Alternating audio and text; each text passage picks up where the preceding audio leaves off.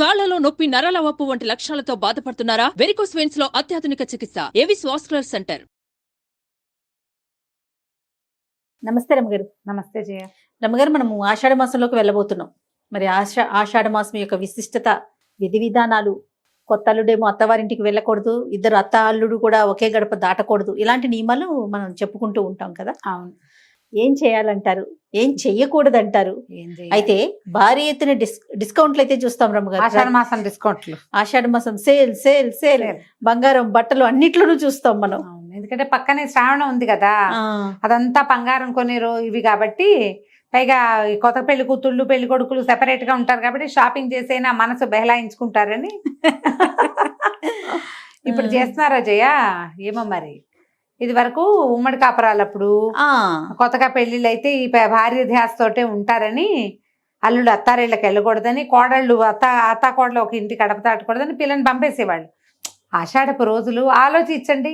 ఇదివరకు ఏం చేసేవాళ్ళు? చైత్ర వైశాఖ మాసాలు తర్వాత ఇప్పుడు పొలం పనుల రోజులు, కొత్త నీరు వస్తుంది, పొలం పనుల రోజులు.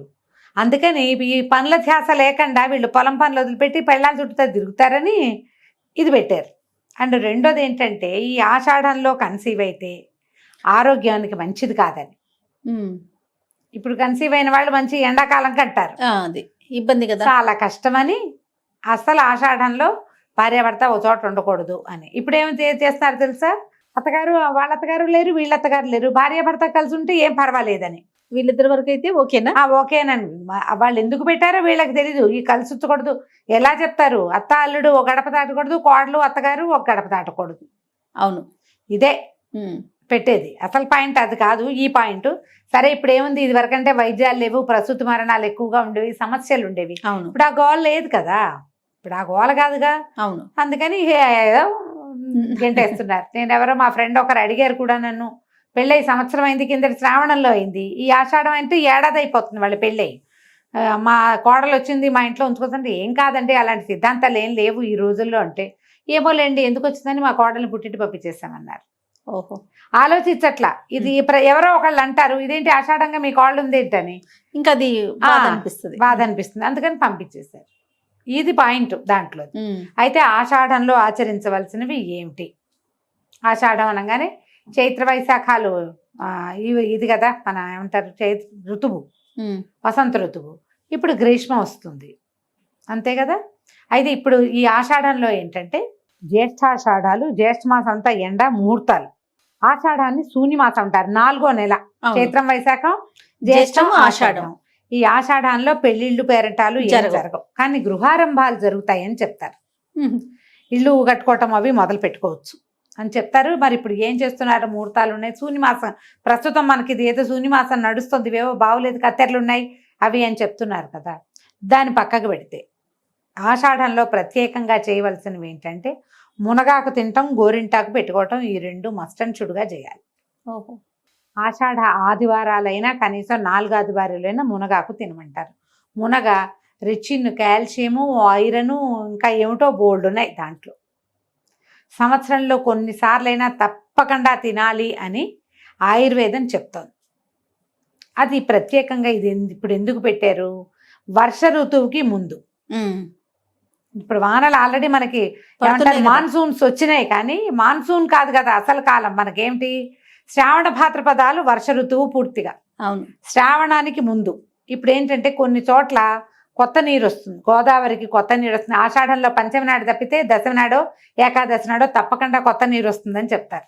ఈ మన తమిళనాడులో కూడా కావేరికి కొత్త నీరు వస్తుంది ఆషాఢంలోనే. అవును, ఈ నీళ్లలో తిరిగేటప్పుడు ఈ నీళ్లలో వచ్చే రకరకాల ప్రాబ్లమ్స్ వస్తాయి జనాలకి. కాళ్ళు పాసిపోవటము, వేలు పాసిపోవటము, కొత్తగా వచ్చిన వానల వల్ల వచ్చేటువంటి చర్మ సమస్యలు వస్తాయి, గోళ్ళు, పిప్పిగోళ్ళు వచ్చేస్తాయి, తడికి పాసిపోతాయి కాళ్ళు. అలవాటు పడక మొదటి రోజుల్లో వచ్చే సమస్యలే. అందుకని ఏం చెప్తారు? గోరింటాకు పెట్టుకోండి. మన వైపు చెప్పేది ఆషాఢంలో గోరింటాకు పెట్టుకు తీరాలి. అవును, ఆదివారం పూటైనా పెట్టుకుంటాం. 4 ఆదివారాలు పెట్టుకుంటా జయ నేను. అవునండి, ప్రతి సంవత్సరం ఆషాఢంలో నాకు గోరింటాకు ఉంటుంది తప్పకుండా. ఆషాఢంలో పెట్టుకోవాలి, అది నియమం.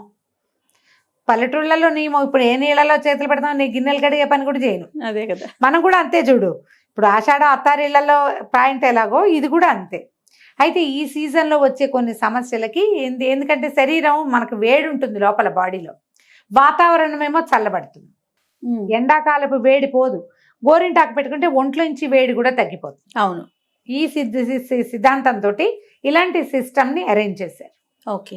తర్వాత ఈ ఆషాఢంలోనే మనకి తొలేకాదశి వస్తుంది. తొలేకాదశి నుంచి చాతుర్మాస్య దీక్షలు మొదలవుతాయి. ఓకే. తొలేకాదశి తర్వాతే మనకి ఇది వస్తుంది, దక్షిణాయనం మొదలవుతుంది. మొన్నటి దాకా ఉత్తరాయణంలో ఉన్నాం కదా మనం. ఎక్కడి నుంచి? మకర సంక్రాంతి నుంచి ఉన్నాం. ఉత్తరాయణ పుణ్యకాలం వచ్చిందా? ఇప్పుడు ఉత్తరాయణం పోయి దక్షిణాయనం మొదలవుతుంది. దేవతల నిద్రాకాలం అని చెప్తారు దీన్ని. విష్ణుమూర్తి పడుకుంటాడంటాం, బోళ్ళని చెప్పుకుంటాం అవన్నీ. తొలి ఏకాదశి, ఈ పౌర్ణమి ఏమో గురు పౌర్ణమిగా చెప్తారు. ఆషాఢ పౌర్ణిమ గురు పౌర్ణమి. ఈ ఆషాఢంలో వచ్చే శుద్ధ షష్ఠిని స్కంద షష్ఠిగా చెప్తారు. ఓకే. ఈ స్కంద షష్ఠి నాడు ఏమిటి, మనం సంతానం లేని వాళ్ళు, నాగదోషాలు ఉన్నవాళ్ళు తప్పకుండా సుబ్రహ్మణ్య ఆరాధన చేస్తే విశేషమైన ఫలితం లభిస్తుంది. పూర్వాషాఢ నక్షత్రంతో కలిసి ఉంటాడు చంద్రుడు, అందుకని దీనికి ఆషాఢ మాసం అని పెట్టారు పేరు. నక్షత్రాల్లో పూర్వాషాఢ, ఉత్తరాషాఢ, పూర్వాషాఢ నక్షత్రం కలిసి ఉంటుంది అన్నమాట. ఈ కాలం ఉపాసనా కాలాలు మొదలు. మనకి తెలంగాణలో అయితే అమ్మవారికి బోనాలు సమర్పిస్తారు. 4 ఆదివారాలు సమర్పణ చేస్తారు. అంటే అమ్మవారట పుట్టింటికి వచ్చినట్టు. పుట్టింటికి వచ్చిన కూతుర్ని 4 పెట్టి చక్కగా చూసుకుంటారు కదా, 4 రోజులు ఉండటానికి వస్తే. అట్లా మనం అమ్మకి అంత భక్తిగా, ప్రేమగా, తత్పరతతోటి నువ్వే మాకన్నీ అనే దృష్టితోటి చక్కగా మంచి కొత్త కుండ, పెరుగన్నము, బెల్లము, పాయసాన్నాలు పెడతారు. కొన్ని చోట్ల బోన సమర్పణ చేస్తారు. ఈ ప్రాంతాల్లో, తెలంగాణలో. ఆంధ్ర ప్రాంతాల్లో ఏం చేస్తారు, గంగానమ్మకి పెట్టుకోవటం. ఓకే. ఎవరెవరు పోలేరమ్మకి పెట్టుకోవటం, అమ్మకి అన్నాలు పెట్టుకుంటాం కదా, అవి పెట్టుకోవచ్చు. ఆషాఢ ఆదివారాలు ఇంట్లోనే మనం గంగానమ్మకి ఏం లేదు, గుండ్రాయి ఉంటుంది, రోకలో పసుపు రాసి 3 గీతలు గీసుకోవటం, బొట్లు పెట్టుకోవటం. ఓకే. రాత్రి అన్నం వండేసి పొద్దున్నే పెరుగుతో కలిపి, పెరుగు అన్నము ఎంగిలివి కాకుండా చూసుకోవాలి. పెరుగు చిన్న గిన్నె తోడుపెట్టి పక్కన పెట్టుకోవటం. అన్నం రాత్రి వండేసి నిద్ర చేయించాలి అన్నాన్ని. మనము తిన్న అన్నపు గిన్నెలో నుంచి మిగిలింది కాదు, చిన్న గిన్నెతో వండి పక్కన పెట్టుకోండి. కదపకుండా, కదపని గిన్నె కావాలి మనకి. ఇప్పుడు పెరుగు అన్నము కలిపేసి అమ్మవారికి చూపించి, ఇంకా దీపాలు అవి పెట్టరు, ధూపం వేస్తారు. ధూపం వేసి అమ్మకి దండం పెట్టుకుంటే ఆ పెరుగన్నాన్ని నైవేద్యంగా పెట్టుకోవటం, మనం అందరం ప్రసాదంగా తినేయటం అంతే. ఆషాఢ ఆదివారాల్లో గంగానమ్మకి పిల్లల్లో అనారోగ్యాలున్నా, తరచూ జ్వరపడుతున్నా, తరచూ కింద పడిపోతున్నా, ఒంటి మీద ఏమైనా పొక్కులు అలాంటివి కనపడినా, చర్మ వ్యాధులున్నా గంగానమ్మకి పెట్టుకోవచ్చు. ఓకే. మీరు ఏ అమ్మకి పెట్టుకున్నా సరే, మీరు ఇప్పుడంతా ఈ నెలంతా మాతృ ఆరాధనగానే మనకి కనపడుతుంది. ఆషాఢంలో మొదటి 9 రోజులు వారాహి ఆరాధన చేస్తారు కొన్ని ప్రాంతాల్లో. చేసుకుంటే మనం కూడా అది చేసుకోవచ్చు. ఈ అమ్మవారి ఆరాధన మన తెలంగాణ ప్రాంతాల్లో ఇది. ఊళ్ళల్లో కూడా ఏం చేస్తారు, తప్పకుండా మునగాకు ఆదివారం వండుకుంటారు, గోరింటాకు రుబ్బి తొలేకాదశి లోపలే ఎవరికైనా పంచేది ఉంటే పంచుకోవాలని చెప్తారు. గోరింటాకు పంచుకోవటం ఏం లేదు, 5వ తనం వృద్ధి అవుతుందని, మంచిది కదా.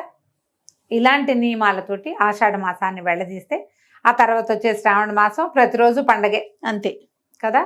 ఈ మంగళవారాలు కూడా చేసుకోవచ్చు. ఆషాఢంలో మంగళవారాలు, ఒకవేళ ఆదివారం సాగలేదనుకో మంగళవారం అయినా చేసుకోవచ్చు, మన విధానాన్ని బట్టి.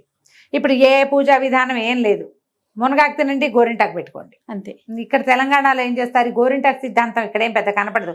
వీళ్ళందరూ ఇవి పెట్టుకుంటూ ఉంటారు, కోన్స్ పెట్టుకుంటారు. కానీ ప్రధానమైనది ఏంటంటే పసుపు రాసుకుంటారు బాగా. ఇప్పుడు పాసిపోతాయి కాళ్ళు, అందుకని మన సిద్ధాంతం ఏమిటి, బాగా పసుపు పట్టించుకుంటే యాంటీఫంగల్ గా పనిచేస్తుంది. యాంటీఫంగల్, యాంటీబయాటిక్ ఎన్ని ఉన్నాయి మరి పసుపులో, దానిగా పనిచేస్తుందని ఆడవాళ్ళు ఎక్కువ నీళ్లలో తడిలో తిరుగుతారు, బట్టలు ఉతుకోవడానికి అన్నిటికీ తిరుగుతారు కదా. అందుకని ఈ ఆషాఢ ఆదివారాలు మొదటి రోజు నుంచి బాగా పసుపు రాసుకోవాలని చెప్తారు. ఎక్కువ పసుపు, కాళ్ళకి, చేతులకి, ముఖానికి పసుపు రాసుకుంటారు, ప్రత్యేకంగా చేస్తారు కదా. అందుకని పసుపు ఎక్కువ, మనం ఏ ప్రాంతంలో ఉన్నా పసుపు రాసుకోవచ్చు, గోరింటాకు పెట్టుకోవచ్చు, స్కిన్కి మంచిది. ఇబ్బందులు రాకుండా ఉంటాయి. సీజనల్ చేంజెస్ వల్ల వచ్చే ఇబ్బందులు ఏవి రాకుండా ఉండటం కోసమే ఇలాంటి విధానాలని ప్రవేశపెట్టారు. ఎవరెవరి అవకాశాన్ని బట్టి వాళ్ళు చేసుకోవచ్చు. తప్పకుండా రమ్య. నమస్తే. నమస్తే. సుమన్ టీవీలో మీ పర్సనల్ అండ్ బిజినెస్ ప్రమోషన్స్ కోసం కింది నెంబర్కి కాంటాక్ట్ చేయండి.